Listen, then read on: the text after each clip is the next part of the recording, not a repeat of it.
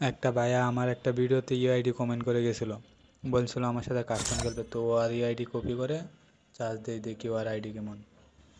তো ওর ID copy করে দেখি, ফ্রেন্ড রিকোয়েস্ট পাঠিয়ে দেই। ওকে, ওর প্রোফাইলে ঢোকা যাক।